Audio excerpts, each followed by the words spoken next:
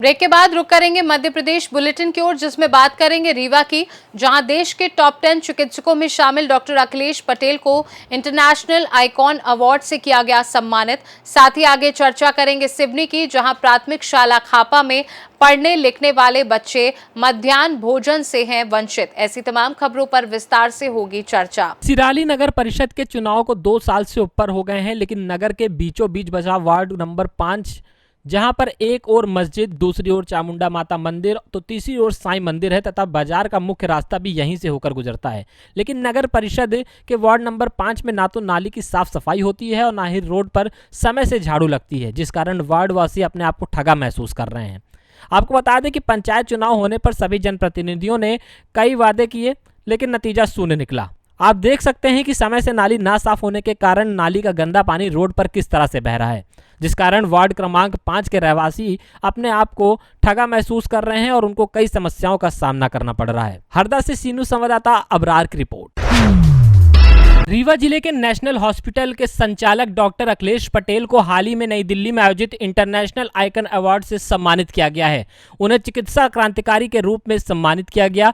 उन्होंने भारत भर में टॉप 10 चिकित्सकों में अपनी जगह बनाई है। डॉक्टर पटेल का यह सम्मान उनके द्वारा कैंसर और अन्य गंभीर बीमारियों के उपचार के लिए किए गए उत्कृष्ट कार्य के लिए है। उनकी अगुवाई में नेशनल हॉस्पिटल ने न केवल रीवा शहर बल्कि जिले के अन्य हिस्सों में भी कैंसर मुक्त बनाने के लिए कई निःशुल्क शिविर आयोजित किए हैं। इन शिविरों का उद्देश्य समय पर कैंसर का पता लगाना और लोगों को इसके प्रति जागरूक करना है। डॉक्टर अखिलेश पटेल ने अपने सम्मान को रीवा की जनता के नाम समर्पित किया है। उन्होंने मीडिया से बातचीत के दौरान बताया कि छोटे शहरों में कैंसर की सुविधाएं अक्सर कम होती हैं। इस दिशा में उन्होंने अन्य एनजीओ से भी सहयोग की पेशकश की है। नेशनल हॉस्पिटल में आयुष्मान योजना के तहत गरीब परिवारों के लिए निःशुल्क इलाज की सुविधा उपलब्ध है, जिससे आर्थिक रूप से कमजोर मरीज भी उच्च गुणवत्ता का इलाज प्राप्त कर सके। डॉक्टर पटेल की विशेषज्ञता उन्नत laparoscopic surgery, laser surgery, cancer surgery और एंडोस्कोपी में है। उन्होंने रीवा के 200 किलोमीटर के दायरे में अनेक कैंसर मरीजों का सफल इलाज किया है। डॉक्टर पटेल की यह उपलब्धि उनके जुनून, दृढ़ता और चिकित्सा क्षेत्र में अतुलनीय योगदान का प्रतीक है। मैं doctor Akhilesh Patel, national hospital Rewa से। आप जो चर्चा कर रहे हैं, इसमें एक एनजीओ है गाइडक्राफ्ट करके, वो देश के विभिन्न हिस्सों में सर्वे करते हैं, जिनका काम रहता है कि जो किसी भी फील्ड में कुछ अच्छा कार्य कर रहे हैं तो उन्हें चिन्हित करके एक उसकी प्रॉपर प्रक्रिया है, इंटरव्यू और उनके मेंबर्स होते हैं, जिसमें वो देखते हैं कि कार्य उनका रियल ग्राउंड पे भी हुआ है, केवल पेपर वर्क है। उस आधार पे हमने इसमें नॉमिनेट किया था, फॉर्म भरा था, उस पर उनके मेंबर्स ने इंटरव्यू देखा कर, तो हमने बताया कि यहाँ पे जब से 3 साल पहले मैं रीवा में आया तो कैंसर के क्षेत्र में कार्य बहुत ही कम हो रहा था। उसकी अवेयरनेस हमने कैंप चलाए, चालू किया। आज रीवा में कैंसर के प्रति जागरूकता शासन प्रशासन स्तर तक भी आ गई है और ये अपने आप में एक अच्छी पहल थी। अब कैंसर का मरीजों का ऑपरेशन भी अब रीवा में रूटीन में होने लगा है। पहले इस ऑपरेशन के लोग बाहर जाते थे या नहीं जा पाते थे, ये भी हमने अपने उस लेख में उनको बताया कि जब से मैं आने के पहले यहाँ कैंसर का मरीज या कि असामयिक मृत्यु का कारण बनता था या कि फिर रीवा को छोड़ करके कहीं बड़े शहर भोपाल, इंदौर टाइप ए और बी सिटी में ही जा पाता था। और उसमें भी हमने उनको बताया कि 90% लोग यहाँ के ऐसे हैं जो कि अत्यंत ग्रामीण और धन का अभाव होता था, वो जा ही नहीं पाते थे और कैंसर बीमारी की वजह से तड़प तड़प के उनकी असामयिक मृत्यु हो जाती थी। इस बात को उन्होंने काफ़ी सीरियसली लिया और उन्होंने इस बात को प्रेज भी किया। स्टेज पे भी उन्होंने बोला कि ये आपने काफ़ी अच्छा कार्य किया। और 200 के एरिया में आप लोग भी जानते हैं कि लगभग जबलपुर के पहले, है ना, और इधर बनारस के पहले, है ना, 200 किलोमीटर इधर और 200 किलोमीटर, तो ओवरऑल 400 किलोमीटर के डिस्टेंस पे कोई भी कैंसर का सेंटर नहीं था। तो इन चीज़ों के लिए हमने आगे बढ़ा और अच्छी बात है आप सभी के सहयोग से आज रीवा में कैंसर का इलाज हो पा रहा है, ऑपरेशन हो रहा है, कीमोथेरेपी हो रही है और भविष्य में शासन प्रशासन की मदद से सिकाई की मशीन भी आ जाएगी। कैंसर के क्षेत्र में हमारे अस्पताल के संचालक डॉक्टर अखिलेश पटेल सर को अभी हाल ही में जो पुरस्कृत किया गया है, उसके बारे में ज़्यादा जानकारी आप लोगों को मिल चुकी है।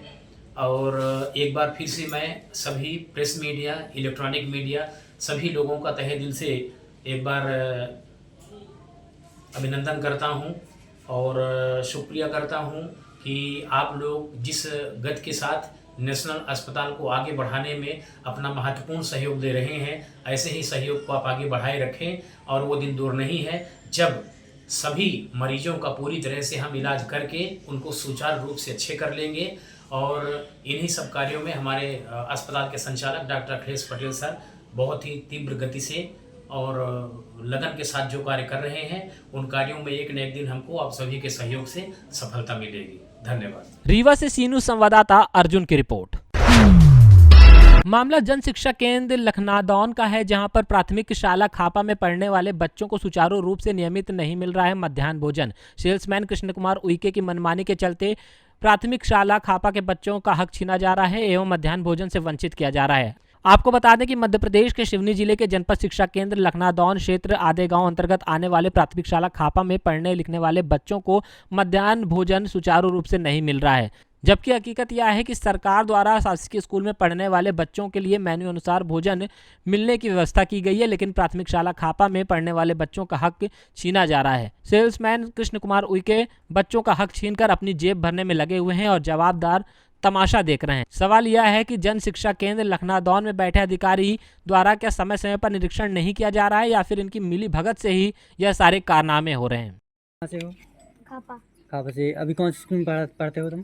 खापा का ए वाला। खापा का। हाँ। क्या आप लोगों को डेली खाना मिलता है? कभी कभी मिलता है, कभी कभी नहीं। कभी कभी बस मिलता है। और जिस दिन नहीं मिलता फिर क्या करते हो? घर जाते घर जाना पड़ता है। यहाँ देख बताइए, डेली मिलता है? कभी कभी। कभी कभी मिलता है, डेली नहीं मिलता। जिस दिन नहीं मिलता है तो घर जाना पड़ता है। अच्छा, आपका शुभ नाम क्या है? शिवम के काम। शुभम, ठीक, धन्यवाद। कौन सा स्कूल है? नहीं, खापा यहीं पढ़ते हैं आप? कौन सी क्लास पढ़ती हैं? 5वीं। यहाँ पर जो आपको खाना मिलता है डेली? हाँ। नहीं मिलता, कभी कभी मिलता है। और फिर नहीं मिलता खाना तो फिर क्या करते हो? घर जाते। घर जाना पड़ता है। छुट्टी मिलती है घर जाने के लिए? हाँ। ठीक, क्या नाम है? राधिका शर्मा। क्या नाम है आपका? राधेश्याम। कौन है अभी? कौन सा स्कूल? शासकीय प्राथमिक यूनियन प्राथमिक शाला खापा है। खापा। आप कौन है? प्रधान पाठक। प्रधान पाठक। यहाँ पर ग्रामवासियों द्वारा और बच्चों द्वारा बताया जा रहा है कि उनको भोजन नहीं मिल पाता है, क्या वजह है इसमें? जी, इसका वजह है सर समय पे चावल न मिलना, खाद्यान्न समय पे आपको राशन नहीं मिल पाता है। राशन नहीं मिलता है। जी महीना का बे महीना कब चावल खोलते हैं, सोसाइटी कब खुलती है जी उसका भी नियम कोई समय नहीं है, तिथि नहीं है। उसको फ़ोन लगाओ सेल्समैन को, कई बार तो उसका मोबाइल बंद रहता है। तो समय पे चावल न मिलने के कारण कभी भोजन बनता है, कभी नहीं बनता है, कभी समूह वाले आपने इसकी जानकारी अपने उच्च अधिकारी को दी है? हाँ, अधिकारी तक जानकारी क्या लिखित दिए हैं या फिर मौके दिए? लिखित भी दिए हैं। लिखित दिए हैं। जी, किस अधिकारी को दिए? DRC तक भी दिए हैं। क्या आश्वासन मिला आपको? और वहाँ से अब कागज़ पहुँचे दिए थे, अब देख लेंगे वो। आपके स्कूल में जो राशन आता है किस सोसाइटी से आता है? जो शासकीय उचित मूल्य की दुकान पिपरिया राम से। पिपरिया राम से आता है। कौन है वहाँ का सेल्समैन? सेल्समैन वहाँ कृष्ण कुमार। कृष्ण कुमार। क्या आपको जानकारी रहती है कि आपके स्कूल का राशन आया या नहीं आया? हाँ, जानकारी भी PDF धरती है। क्या गलती है? जब आपका राशन आता तो फिर क्यों नहीं मिलता? वो अब देते ही नहीं है, बोले अभी खाद्यान्न। कौन सेल्समैन नहीं देता स्कूल के बच्चों का राशन? कृष्ण कुमार उइके। आप क्या चाहते हैं?